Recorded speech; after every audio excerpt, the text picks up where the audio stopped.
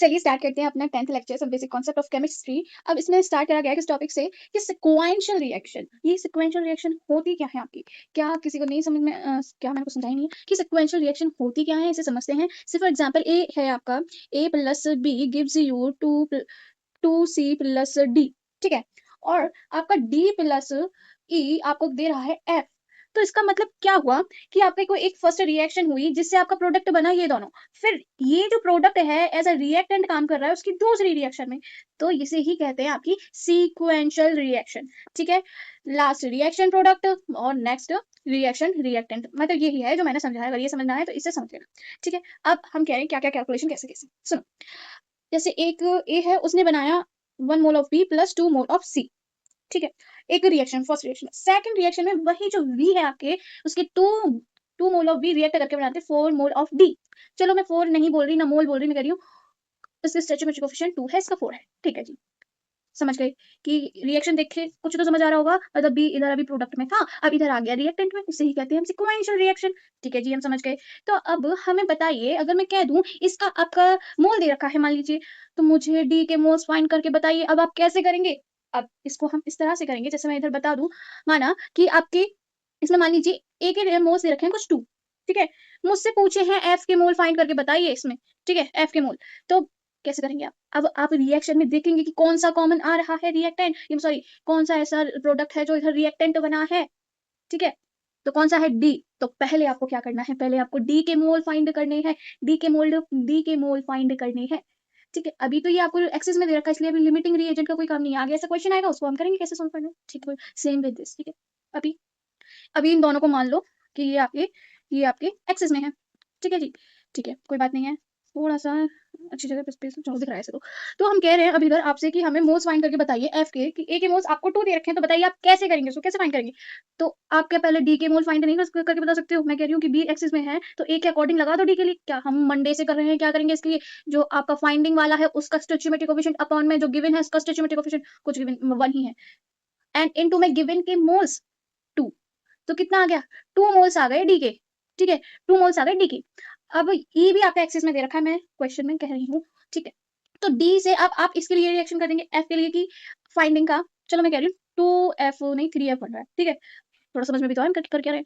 तो इसके मोल्स क्योंकि आप फाइंड कर रहे हैं, फाइंडिंग मोल्स अपॉन में गिव इसके स्टोइचियोमेट्रिक कोएफिशिएंट अपॉन में इसका स्टोइचियोमेट्रिक कोएफिशिएंट इनटू में इसके मोल्स कितने निकाले अभी हमने? 2 6 मोल्स, 6 मोल निकल के आ गया आंसर, ये इस तरह से, ठीक है।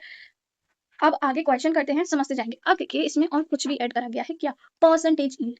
मैंने कहा आपसे कि अभी मोल्स हम बताएंगे कि गिवन है, ठीक है, किसका पॉइंट। मैंने कहा ए रिएक्शन, ए है रिएक्ट कर रहा है और बना रहा है बी और सी। अभी छोड़ देंगे स्टोइचियोमेट्रिक कोएफिशिएंट, बट जो ए की यील्ड है बनाने की इन दोनों की सिर्फ कुछ ए ही परसेंट है। मतलब मान लो ए को हटा दो, ज्यादा कंफ्यूजन हो रही है तो ए को हटा के मान लो कुछ आपकी है 70%, ठीक है। 70% ही ये प्रोडक्ट बना पा रहा है ये ए, ठीक है, कोई बात नहीं है, 70%। और वहीं जो आपका रिएक्शन दूसरी है उसमें भी यील्ड कह रहा है, ये इस रिएक्शन में जो बी है कितना यील्ड दे रहा है, कितना यील्ड दे रहा है, मतलब कि कितना प्रोडक्ट बना रहा है। मैंने लेट्स सपोज कर लिया 80% है उसकी यील्ड, परसेंटेज यील्ड, ठीक है जी। इसके मोल्स मान लीजिए मैंने दी हैं आपको 2। आपसे इससे ये पूछ रहा है, सॉरी ये नहीं पूछ रहा, आपसे पूछ रहा है इसके फाइंड कर दीजिए मोल्स कितने होंगे इस डी के मोल्स इस रिएक्शन के थ्रू। आपको क्या करना है, देखो इसके पहले तो आपको ना परसेंटेज यील्ड भी दे रखी है तो उस पे भी ध्यान रखना है। डायरेक्ट फॉर्मूले पे भी आएंगे, पहले समझ लेते हैं ये आया क्यों आया, ऐसे कैसे, ठीक है। इसके मोल्स का फाइंड करना है, हमें बी का फाइंड करना है। अच्छा मुझे कोई पूछे कि बी का ही क्यों फाइंड करना है, इसमें सी का क्यों नहीं करना, तो मेरे भाई देखो इधर बी जो रिएक्शन सेकंड वाली है वो बी के अकॉर्डिंग दे रखी, बी मतलब बी इधर अभी प्रोडक्ट में था, अब इधर रिएक्टेंट में आ गया, इसलिए हमें बी के मोल इधर फाइंड करने हैं। सिक्वेंशियल रिएक्शन अभी बताई तो थी आपको, इसे ही तो कहते हैं सिक्वेंशियल रिएक्शन, ठीक है जी, हम समझ गए। तो हम क्या कह रहे हैं, अब कहाँ पे थे हम, कि हमें इसके मोल्स फाइंड आउट करने हैं। कैसे निकालेंगे फटाफट बताओ। इसके मोल, इसका स्टोइचियोमेट्रिक कोएफिशिएंट अपॉन में इसका स्टोइचियोमेट्रिक कोएफिशिएंट इनटू में इसके कितने मोल हैं, 2 मैंने कह दिया। और यील्ड 70% है, ये याद रखना। तो यील्ड 70% मतलब 70 अपॉन में 100, तो ये आपका 7/5 मोल्स किसके आ गए हैं, ये बी के 7/5 बी के मोल्स आ गए। अब मुझे तो चाहिए डी के ना, तो आपके पास इसके मोल्स आ चुके हैं।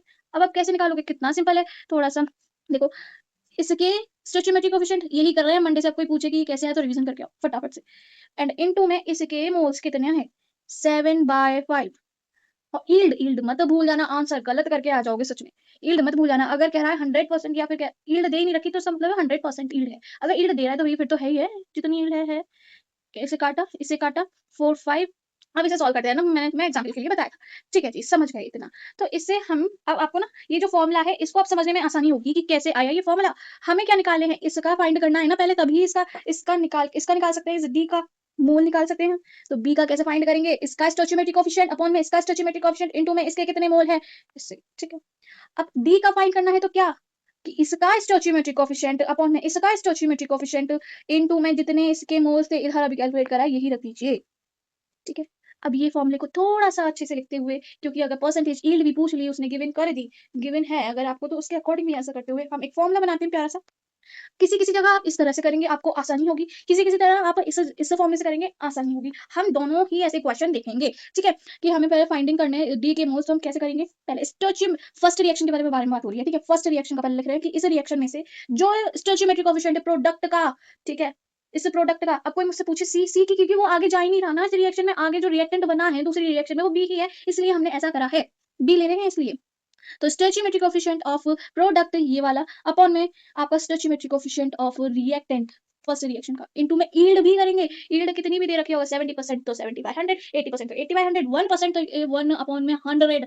ठीक है, इनटू में स्टोइचियोमेट्रिक कोएफिशिएंट ऑफ, पहले तो देखो किसके लिए देखा है, सेकंड रिएक्शन के लिए, सेकंड रिएक्शन के लिए। तो स्टोइचियोमेट्रिक कोएफिशिएंट प्रोडक्ट का, तो इसमें सेकंड रिएक्शन में प्रोडक्ट डीएस का स्टोइचियोमेट्रिक 4 है। ठीक है, और जो रिएक्टेंट है, रिएक्टेंट आपका बी है, तो इसका स्टोइचियोमेट्रिक कोएफिशिएंट एंड यील्ड लिखनी है आपको, इस रिएक्शन में कितनी यील्ड दे रखी है आपको, आप वो यील्ड लिखेंगे एंड इनटू में गिवन मोल्स फर्स्ट रिएक्शन के। बस यही था।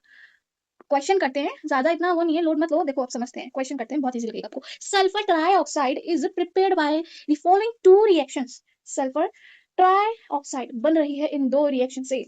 ठीक है, अभी पढ़ते हैं। तो बताइए how many grams of sulphur trioxide, हाँ सल्फर ये ना, sulphur trioxide are produced from 1 mole of sulphur molecule, sulphur gas.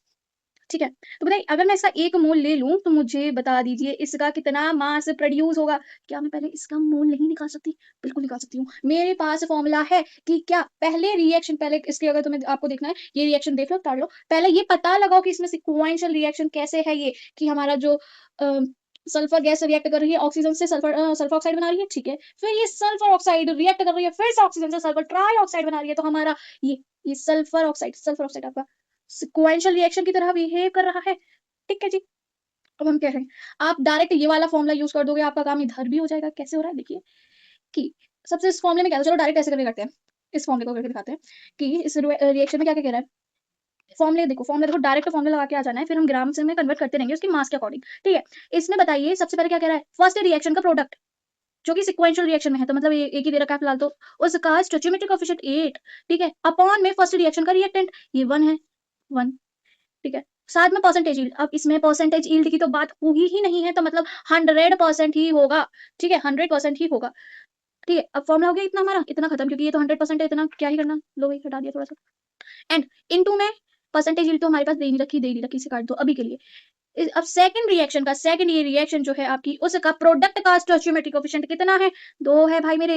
And जो सेकंड रिएक्शन का रिएक्टेंट का स्टोइचियोमेट्रिक कोएफिशिएंट कितना है, 2 है। कोई बोले मैंने ऑक्सीजन का क्यों नहीं लिया, ये तो पहली बात ये एक्सेस में दे रखा है। अब हमें कैसे पता कि एक्सेस में दे रखा है, कि एक बात बताइए हम ये किस लिए कर रहे हैं, जो कि आपकी सीक्वेंशियल रिएक्शन में इसका तो काम है ही नहीं ना, जो दे रखा है मैं तो उसके अकॉर्डिंग करूंगी, है ना। बस, तो हम आगे बढ़ते हुए कि इसका स्टोइचियोमेट्रिक कोएफिशिएंट कितना था, 2 इनटू में मोल्स ऑफ फर्स्ट रिएक्शन के जो भी गिवन था, कितना गिवन है, 1 गिवन है, कितना आ गया 2 2 2 8 मोल्स आ गए। अब 8 मोल्स आ गए हैं इसके, आपके जो ये है इसके 8 मोल्स आ गए हैं। ठीक है, 8 मोल्स आ गए हैं, तो क्या मास फाइंड नहीं कर सकते आप, कितना मास होता है 32 प्लस 48 करो और कर दो 8 से इंटू। अब ये आंसर आपका आ गया है, कर देना। ठीक है, अब आपका कंफ्यूजन दूर हो जाए तो एक और ले लेते हैं, अगर अभी भी आपको कंफ्यूजन हो कि एक रिएक्शन है 2A है gives you 5B plus 3C, and second equation में इक्वेशन कह रहे हैं रिएक्शन है, सेकंड रिएक्शन में आपका 4C रिएक्ट कर रहा है एंड गिव यू 5D।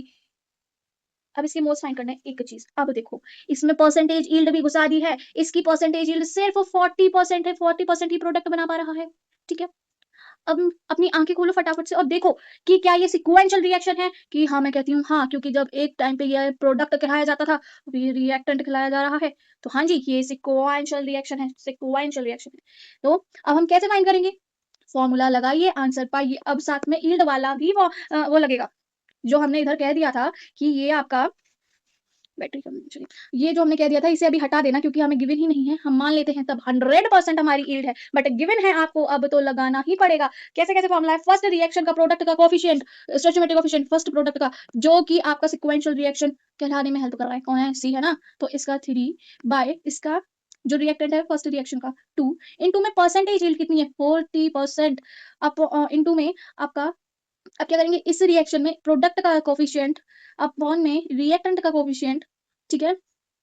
अब अच्छा, एक चीज याद रखना कि कोई ये नहीं कह दे कि मैं 4 रखूं कि 3 रखूं। पहले रिएक्शन की बात कर रही है तो पहले रिएक्शन में आप 3 रखेंगे, दूसरे रिएक्शन की बात कर रही है तो दूसरे रिएक्शन में कितना कोफिशिएंट है तो इसलिए हम इधर 4 रखेंगे। तो ये मत कह देना कोई कि मैं इधर 3 रख दी कि मैंने इधर 4 रख दी। ठीक है। अब इनटू में इसका कितना है परसेंटेज यील्ड 60% अपॉन में 100 इनटू में कितने गिवन मोल्स हैं फर्स्ट रिएक्शन में, तो आपके 6 हैं। इसको काटा पीटी कीजिए और आंसर लेके आ जाइए बस। अब ये एक अच्छे क्वेश्चन की तरफ बढ़ते हुए हम, कि इसमें लिमिटिंग रिएजेंट का कॉन्सेप्ट भी डाल दिया है, तो बहुत ध्यान से अच्छे से रहते हुए ऑफ फॉर सिक्वेंशियल रिएक्शन इसने बता ही दिया कि सिक्वेंशियल रिएक्शन है। कैसे देख लो अपनी आंखों खोल के कि ये NH3 आपका रिएक्ट कर, NH3 आपका क्या दे रहा है आपको N2 प्लस 3H2। अब वो आगे फर्दर एक रिएक्शन हो रही है उसमें H2 plus O2 gives you 2H2O। Sequential reaction पता चल गई हमें क्यों है सिक्वेंशियल रिएक्शन। ठीक है जी, कोई अब इसमें बड़ा कुछ नहीं। अब आगे आते हैं, what will be the amount of water which, कितना अमाउंट वाटर का बनेगा वह, है ना, which will be obtained if 5 mole of, इसके देखो 5 मोल ऑफ NH3, मतलब कि आपके गिवन के मोल्स फर्स्ट रिएक्शन के मिल गए हैं हमें। ठीक है जी, कोई बात नहीं है। Is mixed with 3 mole of O2, 3 mole of O2। ठीक है। अब बताइए कि और इसमें एक और चीज कह रहा है, आपका जो परसेंटेज यील्ड है फर्स्ट वाली रिएक्शन का वो सिर्फ 50% है, एंड जो 80% यील्ड है वो सिर्फ आपकी सेकंड रिएक्शन की यील्ड, मतलब सेकंड सॉरी जो आपका 80% है 80% ही यील्ड है सेकंड रिएक्शन में। ठीक है, कोई बात नहीं। अब हमें बता दीजिए वाटर कितना बनेगा। कुछ समझ में आ रहा है ये हो क्या रहा है? हमें वाटर निकालना है। ठीक है, इधर ऑप्शन देख लो तो वो डायरेक्ट मोल्स ही पूछ रहा है, पर मोल्स में भी उसने अब लिमिटिंग एजेंट का फंडा उसे दिया। अब हमें कैसे पता चलेगा लिमिटिंग रिएजेंट का? क्यों? देखो, जब ये जो दो चीज एक जैसी होती है ना, हम पहले फाइंड इससे से फाइंड करके ये चीज निकालते हैं, देन हमें ये चीज होती है तो हम डायरेक्ट इससे निकालते हैं, पर हमें इसके भी मोल दे दिए गए हैं। हमें अगर किसी को नहीं समझ में आ रहा है एक बार सुनो। देखो, जो हमारा रिएक्शन अभी प्रोडक्ट बना हुआ है फर्स्ट रिएक्शन में, जब सेकंड रिएक्शन में जाके वो रिएक्टेंट बनता है ना, हम उसी के मोल्स निकाल के तब इस रिएक्शन को आंसर करते हैं। ठीक है, लिख लो। अगर नहीं है समझ में आता इतना तो ये लिख लो, और करेक्ट ही है ये बात जो मैं कह रही हूँ। ठीक है, बट हम तो इससे ये निकाल लेंगे, कोई बात नहीं है। बट क्वेश्चन में क्या कह दिया यार कि हमें 3 मोल्स O2 के और दी थी। अब हमें पता लगाना पड़ेगा कि इन दोनों में से है कौन लिमिटिंग रिएजेंट, तब इसके अकॉर्डिंग कोई सा भी उसके अकॉर्डिंग हम आंसर करेंगे। ठीक है, समझ गए? कितना इजी सा बन गया अब ये क्वेश्चन अगर हम समझें तो चीजों को। अब देखो हम फटाफट से करते हैं। पहले इसके मोल्स निकाल लूं मैं, तो कैसे निकालोगे? इसका स्टोइचियोमेट्रिक कोएफिशिएंट, इसका स्टोइचियोमेट्रिक कोएफिशिएंट, इसका स्टोइचियोमेट्रिक कोएफिशिएंट ये है ना। हाँ, बैलेंस करिए इस रिएक्शन को। हाँ, ठीक है 2 इनटू में गिवन के मोल्स, कितने मोल्स हैं इसके? आई गेस 5 है। हाँ 5 मोल्स, 5 तो कितना आ गया 15/2 मोल्स। किसके आए हैं ये? अभी H2 के गिवन मोल्स आ गए हैं ये हमारे पास। ठीक है जी, कोई बात नहीं। अब आगे बढ़ते हैं। इतना हमसे हो गया। अच्छा। अब देखो फर्स्ट रिएक्शन इसमें बोला गया है यील्ड आपकी सिर्फ 50% है, तो ये डायरेक्ट इतने मोल्स नहीं है, सिर्फ वो कितना 50% ही दे रहा है इसका, तो मतलब इसके डायरेक्ट अभी मोल्स नहीं आए हैं। हमें अभी इसकी यील्ड भी निकालनी है। 50 बाय कितनी 50 है ना, 100 1 में 2, इसका 50% निकाल लो तो कितना आ जाएगा 15/4 योर मोल्स किसके? H2 के अब आए हैं मोल्स हैं ये। तो इतना कर लिया हमने। ठीक है, वेरी गुड। अब हमें रिएक्शन में बता दीजिए इन दोनों में से कि कौन सा लिमिटिंग रीएजेंट है। मैं इधर कर दूंगी साफ सी जगह पे, इधर ले लेते हैं। तो H2 कितना क्या दे रखा है आपको रिएक्शन? हाँ, 2H2 plus O2 gives you 2 mole of H2O। ठीक है, ये रिएक्शन है। इसमें हमने निकालनी है इन दोनों के मोल्स। ठीक है जी, इन दोनों के मोल्स निकालनी है। इसका कितना है 15/4, और इसका गिवन क्वेश्चन पढ़ो अभी जाके कि आपका 3 मोल दे रहा है। ठीक है, अभी इसका कोई काम नहीं है। ठीक है, तो हमें निकालना कैसे होता है लिमिटिंग रिएजेंट कैसे निकालेंगे? इसके मोल्स अपॉन में आपका स्टोइचियोमेट्रिक कोएफिशिएंट इनटू में 2।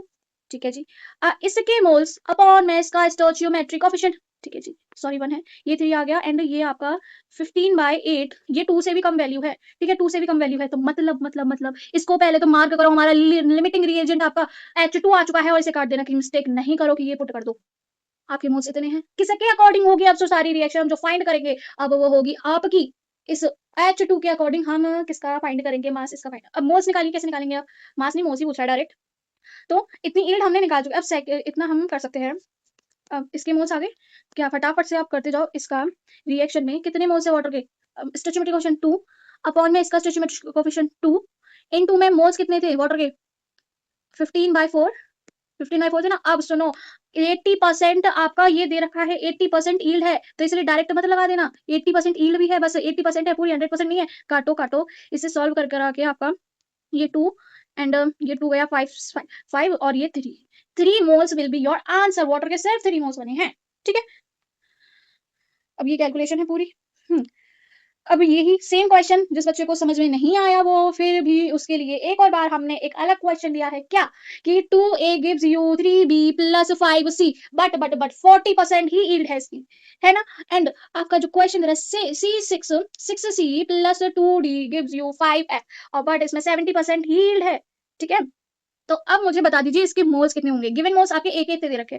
अब क्या आप नहीं कर लोगे, डायरेक्ट फॉर्मूला लगा दो, इसमें नहीं डायरेक्ट फॉर्मूला नहीं लगा सकते, पहले लिमिटिंग रिएजेंट देखना पड़ेगा, ठीक है। इसके मोल्स गिवन है, कि आपको नहीं, इसके फाइंड करने पड़ेंगे। सीक्वेंशियल रिएक्शन दिख रही है आपके सामने, सी आपका कभी प्रोडक्ट हुआ करता था, अब आके रिएक्टेंट बन गया है, तो इसके पहले मोल्स निकालो, इसका कोफिशिएंट अपॉन में उसका कोफिशिएंट इनटू में उसके कितने मोल्स आएंगे, 6 थे नहीं 10 है, तो 5 अपॉन में 2 इनटू में 10 कितना हो गया, कर आके कर लेना, 5 अपॉन में 2 इनटू में 10 25 हो रहा है, मैंने कुछ गलत कर दिया ना, 5/2 इनटू में 10 ये, अच्छा ये मैं भी देख लो भाई, मुझसे भी गलती हो सकती है, बच्ची ही हूँ आखिर यार, छोटी बच्ची हूँ, सॉरी। हो गया मुझसे गलती कि इसमें मैंने 40% यील्ड नहीं लिया, अभी 40% यील्ड तो लो इसमें, तो देखो गलती हुई है, तो इसलिए आप भी अपनी गलती को सुधारना, कि मैंने भी गलती कर दी तो आप भी गलती करोगे, हम भी गलती करते रहते हैं, कोई बात नहीं है। तो आगे बढ़ते हुए इसमें आप 5 अपॉन में 2 इनटू में 10 और 40% यील्ड के अकॉर्डिंग आंसर निकालिए। ये गया इसका आपका ये 2 10 आ गया, 10 मोल्स बने हैं सी के, ठीक है, सी के 10 मोल्स बने हैं, आपको डी के मोल्स दे रखे हैं। अब हमें निकालना पड़ेगा कि इनमें से लिमिटिंग रिएजेंट कौन है, ठीक है। अगर तो आप कहो कि ये हमेशा ऐसे ही आ रहा है, मैं कर दे रही हूँ इसके मोल्स ही चेंज कर दे रही हूँ मैं, ठीक है। आप अगर इधर कहो, जैसे मैं कह रही हूँ कि इधर डी इधर हमने ओ, आप ये कंक्लूजन ना निकाल लो कि इधर जो प्रोडक्ट में होता है देन इधर आके रिएक्टेंट में होता है वो लिमिटिंग रिएजेंट बन जाता है, ऐसा कोई बात नहीं है। ये इस क्वेश्चन में भी निकाल के यही लिमिटिंग रिएजेंट आ रहा है, मैं इसलिए इधर इसका थोड़ा सा चेंज करके हम कर देते हैं इसको 1 मान लो, चलो इसको 1 मान लो, 1 मान लेते हैं 1, ठीक है। अब हमें बताइए 1 माने या कुछ और 2 मान लें, 2 मान लेते हैं, चलो 2 मान लेते हैं, 2 मान लो, 2 और थोड़ा सा इरेज कर देते हैं, थोड़ा सा, हाँ गंदा बात हो गया। तो अब बताइए मुझे इधर कि इसमें से लिमिटिंग रिएजेंट कौन सा होगा, तो इसका मोल जो अभी हमने निकाला है, ठीक है, और अपन में इसका स्टोइचियोमेट्रिक कोएफिशिएंट निकाल बोल के 1.6 आ जाता है, ठीक है। अब इसके मोल्स लीजिए अपन में इसका स्टोइचियोमेट्रिक कोएफिशिएंट 1 आ गया, तो मतलब आपका अब लिमिटिंग रिएजेंट ये हो गया है। तो अकॉर्डिंग टू अब हम सारा की सारी लिमिटिंग रिएजेंट के अकॉर्डिंग हमें इसके मोल्स निकालेंगे। अब ये आंसर इधर डिफरेंट आएगा, इसको मत देखना क्योंकि कंफ्यूजन ना हो कि हमेशा जो इधर था जो इधर आ रहा है हमेशा क्या वही लिमिटिंग रिएजेंट बनना है, नहीं ऐसा कुछ नहीं है, ठीक है। अब आपका इससे आप निकालेंगे, आप इसका अपॉन पास 70% को मत भूल जाना, ठीक है। 70% को लो अभी लिख देते हैं 70%, और इसका मोल्स कितने, इसका स्टोइचियोमेट्रिक कोएफिशिएंट इसका मोल्स कितना है, इसके मोल्स 2 हैं, काटा इसे काटा इसको इससे काटा, अब काट कूट के आंसर निकाल देना, इसके अकॉर्डिंग मुझे आंसर दे देना, ठीक है। अब एक न्यू टॉपिक का स्टार्ट करने से पहले एक चीज बताइए मुझे कि जैसे कि आपका ये एक मोल K2CO3 है, ठीक है। ये इसका एक पार्टिकल में इसके 2 आयन है एंड इसका 1 गलती से लिखा है 1 आपका CO3 2 नेगेटिव है, एक इतना आयन है, ठीक है। क्या दिख रहा है, खुली आंखों से दिख रहा है, ये दिख रहा है और फिर ये दिख रहा है कि इसका एक पार्टिकल एक आयन कह सकते हैं, इसके 2 आयन है इस एक पार्टिकल में, इस पूरे एक पार्टिकल में, ठीक है। हमें दिख रहा है कोई बात। अब मुझे इसमें अगर इसमें समझ नहीं आ रहा तो पहले इसको देखो कि 1 पार्टिकल ले लिया या 1 मॉलिक्यूल ले लिया या 1 मोल ले लिया, इसको हम इस तरह से कह सकते हैं। तो बताइए मेरे इस एक मोल में या एक पार्टिकल कार्बन डाइऑक्साइड में कितने एटम्स हैं, एक ही तो एटम दिख रहा है अपनी खुली आंखों से, देखो इसको देखोगे ऑक्सीजन के तो 2 एटम दिख रहे हैं, O2 मतलब 2 एटम है, ठीक है जी। अब आगे बढ़े हम, फिर इसमें भी दिख गया, हम मोल्स के अकॉर्डिंग भी कह सकते हैं इसको। ठीक है, ठीक है, ठीक है, ऐसा कुछ नहीं है। ये हम पहले पढ़ के आ चुके हैं, इतना समझ तो आ रहा होगा, फिर भी इधर तसल्ली के लिए लिख दिया गया है आपके। पहले पढ़ा है ये सब आपने, रिवीजन करा होगा तो वो कह रहा होगा हाँ भाई मेरे को याद है, मेरे को पता है, आगे बढ़ो। बट हम स्टिल बता रहे हैं कि एक इसके पूरे एक मोल में या इसके एक पार्टिकल में कितना ए है। एक्स नंबर ऑफ ए है आपका, मतलब मैं कह रही हूँ number of mole of x, sorry number of mole of A in this compound कितना है, एक्स। अगर मोल्स के बारे में बात करें, इसका एक मोल में इसके एक मोल में इसके एक मोल में इस पूरे एक कंपाउंड के मोल में एक ये दे रखा है, तो बताइए इस ए का कितने मोल्स हैं। तो मतलब जो इधर दे रखा है इतने एटम हैं, तो उससे इंटू नहीं कर सकते आप, इंटू नहीं कर सकते आप। सिंपल चीजें पहले भी बताइए, इसका वाई से इंटू कर दो, इतने नंबर ऑफ मोल्स आएंगे इसके अकॉर्डिंग। क्वेश्चन भी करे थे मैग्नीशियम वाला, याद करो, ऑक्सीजन के अकॉर्डिंग दे रखा था। अब समझ में तो आ गया यार, ये पहले की चीज है, रिवीजन करो अगर नहीं आया तो। Principle of atom conservation, POAC, ये क्या है आपका? बेसिकली ये चीज ये कहती है कि कोई एक रिएक्शन है, ठीक है, सपोज एक कोई रिएक्शन है आपकी, उसके अंदर जो भी एलिमेंट का एटम है ना, वो ना कि बनेगा इसमें और ना कि आपका डिस्ट्रॉय होगा, ठीक है, ना कि बनेगा, वो सिर्फ वो हो जाएगा, उसकी रिएक्शन में बस अरेंजमेंट चेंज हो जाती है। ये तो लॉ भी था, याद करो, लॉ कह रही हूँ, वो डाल्टन्स ने बताया था, ये तो याद करो, याद होगा, फर्स्ट क्लास या सेकंड क्लास की चीज, आई गेस। चलो छोड़ो। तो इसमें यही चीज ये कह रहा है कि आपके जो मोल्स है ना वो कंजर्व रहेंगे। इस रिएक्शन को अपनी आंखों से देखो कि ए एक्स बी बाई आपको दे रहा है ए जेड डब्ल्यू डी डब्ल्यू। तो इसमें ना हमें बी से मतलब है ना डी से मतलब है, हमें मतलब है ए से। ये दोनों के दोनों ये ए के मोल कंजर्व रहेंगे। तो मतलब क्या हुआ, हम क्या कंक्लूजन निकाले, इससे कंक्लूजन निकलता है ये। मान लीजिए आप ये पूरा कंपाउंड है, इसके कुछ एन मोल्स हैं, ये पूरा कंपाउंड है, इसके कोई एक्स मोल्स हैं, ठीक है। तो चलो इधर एक्स रखा है, इसकी जगह हम कर दें वाई। तो इसके कुछ वाई मोल्स हैं, तो मुझे बताइए कि क्या कहते हैं, कुछ मान लीजिए कि क्या बता सकते हैं उसमें, एट कुछ भी पूछेगा आपसे इससे कि इसका मास कितना है, कितने इसके वो बन सकते हैं। तो हम इससे कंक्लूजन ये निकाल रहे हैं कि इसका कितना भी एटम है ना इस ए का, जो कि इधर और इधर सेम है। क्वेश्चन से समझोगे, अगर इधर समझ नहीं आ रहा क्वेश्चन समझोगे, तो उसकी एटोमिसिटी इनटू में इसका कितना मोल था, ठीक है, सेम इसकी एटोमिसिटी इनटू में इसका कितना मोल था, खत्म कहानी। अब देखिए आप क्वेश्चन से आराम से समझो क्या कह रहा है। If 27.6 gram of K2CO3 is reacted with series of reactant to form HCH4, find the mass of CH4। अब हमें पता ही नहीं है इसमें रिएक्शन क्या बनेगी, कैसी होगी, कुछ नहीं पता, हमें ये पता है ये रिएक्टेंट है और फॉर्म ये हो रहा है, बस इतना पता है। अब ये देखो, आप फटाफट ये देखा करो, अगर इस टाइप की कुछ चीज मिले आपको देखना है कि कौन सा ऐसा एलिमेंट है जो कि इधर सेम है। आपका कार्बन सेम है, मतलब कार्बन है, इधर भी कार्बन है, ना कि इधर के है, ना कि इधर ओ है, ठीक है। समझ में आया इतना, बस ये देखो, अभी इतना स्टेप समझ में आया, हमें ये करना है। हाँ ठीक है, आ गया। अब मुझे इसके क्या पढ़ा था इधर, कि इसके मोल्स है इनटू में इस जिसकी हमें एक कॉमन मिल जाती है चीज, मतलब हमें कार्बन मिल गया, उसकी एटोमिसिटी कितनी है, उससे इनटू करके इस सेम इधर इसकी एटोमिसिटी कितनी है और इसका मोल्स निकाल सकते हैं। अगर इधर इसके मोल्स आ गए तो हम इसका क्या वेट नहीं निकाल सकते, क्योंकि इधर हमें गिवन मास दे रखा है किसका, इसका K2CO3 का। तो हम इसको पहले तो इसका एटॉमिक वेट निकालो, sorry atomic weight, molecular weight निकाल लीजिए इसका, ठीक है। इसका मॉलिक्यूलर वेट निकाला हमने, इसका मॉलिक्यूलर वेट निकाल के ये निकल गया है, दे रखा होगा, टेंशन लेने की कोई बात नहीं है, ठीक है। तो इससे अगर मैं मोल्स निकालने हैं, मुझे इसका गिवन मास दे रखा है, तो मॉलिक्यूलर मास पता है मुझे, तो मैं क्या इसके मोल से नहीं निकाल सकती, मुझे इसके मोल्स पता चल जाएंगे, तो मैं कार्बन की एटोमिसिटी लगा के, और इधर कार्बन की एटोमिसिटी है मेरे पास, इसके मोल्स निकालूंगी मीथेन के। अब मीथेन के मोल्स आ गए, नहीं समझ में आ रहा, क्या करना है हमें कि आपके कार्बन का कितना एटोमिसिटी है इसके 1, और इसका आपको निकालना है इस पूरे का गिव मॉलिक्यूल्स कितना 27.6 मास में आपका 138 इक्वल्स टू, मैं कितनी कार्बन की रिएक्टेंट की प्रोडक्ट की साइड एटोमिसिटी, क्योंकि जो सेम है हमें उसे ही लिखना है बस, ठीक है, इतना समझ में आ रहा होगा। एंड मोल्स ऑफ CH4, इसे कैलकुलेट करोगे आप, ये कैलकुलेट करके आ जाएगा, देन आपका क्या होता है, मोल्स आ गया, तो W अपॉन में M, इसका मास को इंटू कर दोगे आप मोल्स के साथ, तो आपका आ जाएगा वेट, कितना मास फॉर्म्ड होगा, ठीक है। इधर ये दे रखा, आंसर चेक कर लेना, ठीक है, ठीक है जी। आगे बढ़ते हुए कि कह रहे हैं आपसे कि 25 grams of iodine react and 14.2 grams of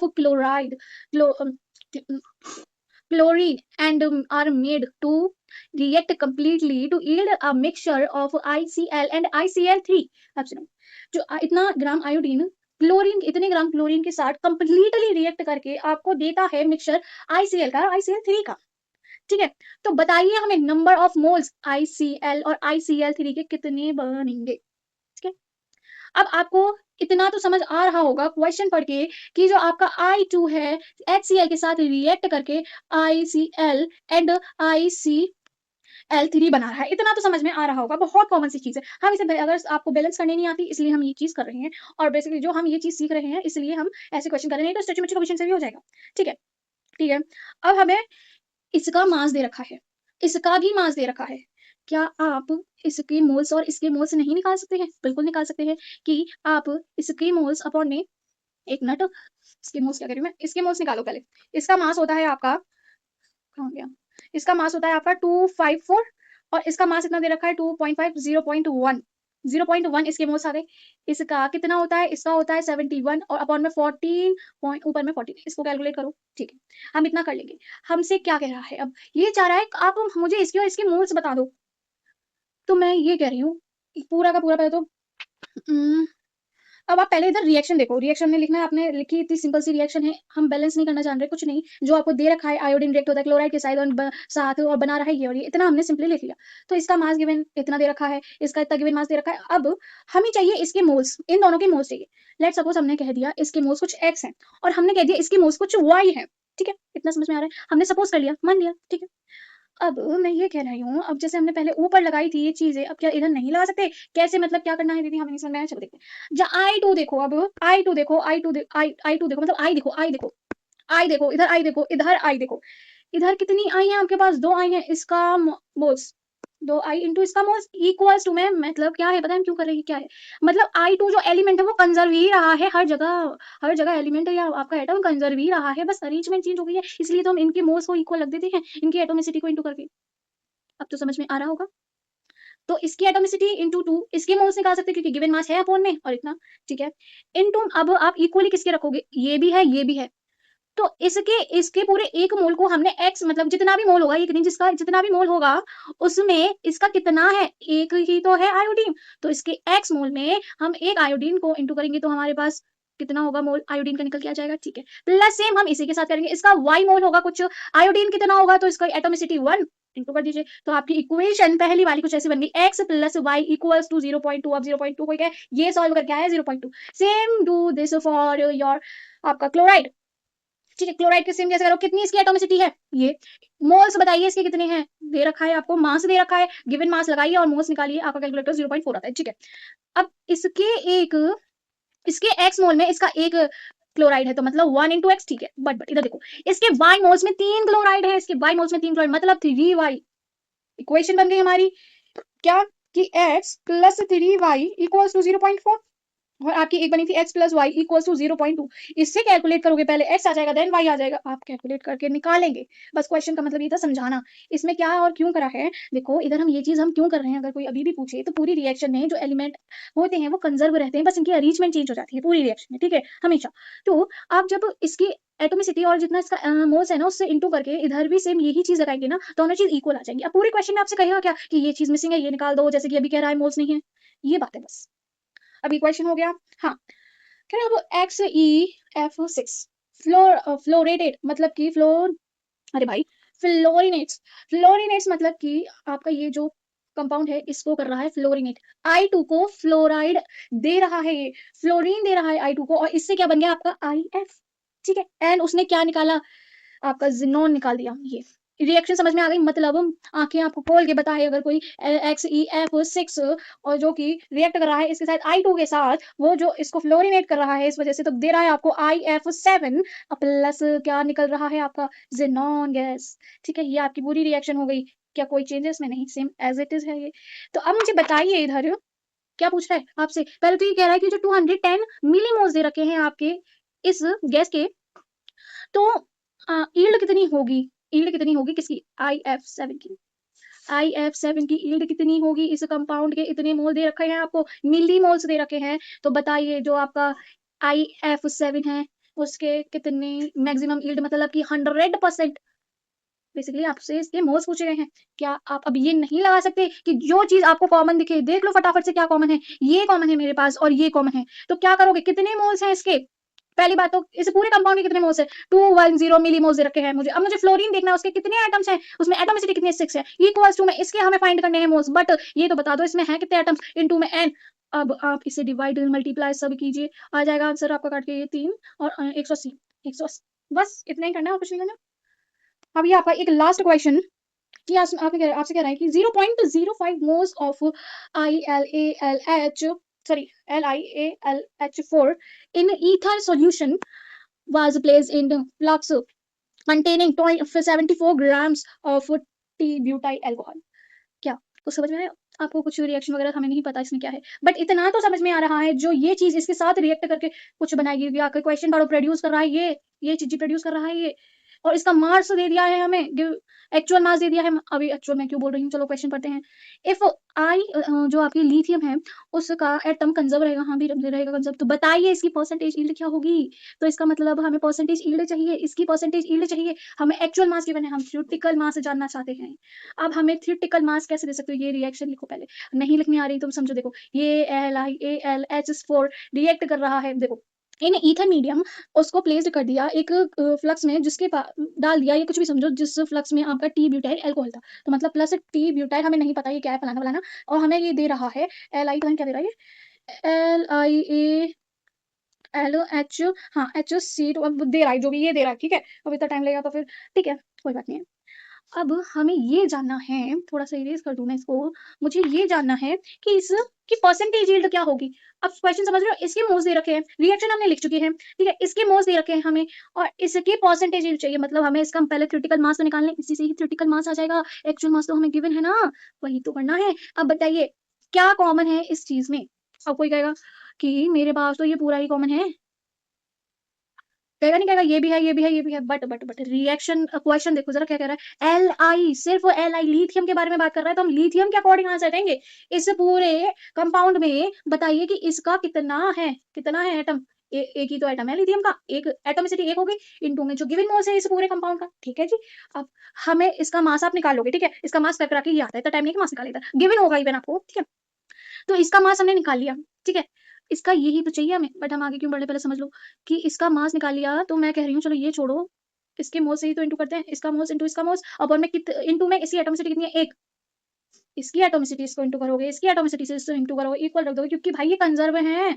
हाँ, अब इसका मोल आ गया, ठीक है, इसका मोल कैलकुलेट कर आके आपका कितना आ गया इधर, कहाँ है भाई, कैलकुलेट कर दोगे तो ये आएगा 0.05 इंटू में 254, इस तरह से ये आपका मोल आएगा, ठीक है। अब उस मोल को नहीं, सॉरी, डब्लू जो आपका गिवन मास नहीं है, जिस मास को आप थ्योरेटिकल मास को जो निकालना है ना आपको, वो आ जाएगा थ्योरेटिकल मास आ जाएगा इससे आपका।